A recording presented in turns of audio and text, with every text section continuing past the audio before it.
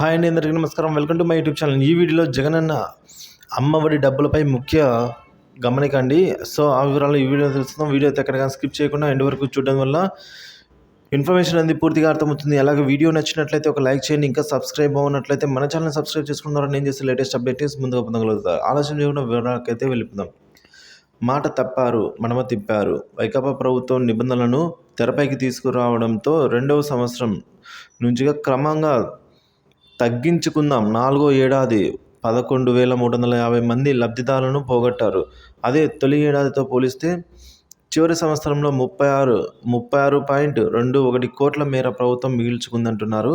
ఇక సీఎం ఆర్భాటంగా బటన్ నొక్కిన తర్వాత వెంటనే తల్లుల ఖాతాలో డబ్బులు జమ కావడం లేదు.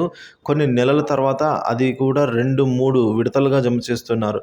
మొదటి రెండేళ్లు జనవరిలో నిధులు విడుదల చేసిన ప్రభుత్వం 2021-22లో అయితే 75% హాజరు పేరుతో విద్యా సంవత్సరం ప్రారంభమైన తర్వాత జూన్లో నగదు జమ చేసింది.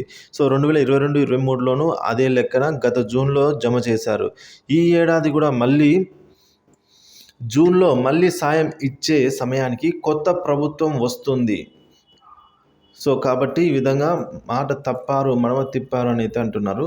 ఇక గత 5 ఏళ్లలో వైకాపా పాలన 4 పర్యాయాలు మాత్రమే ఇచ్చినట్లు చెప్తున్నారండి.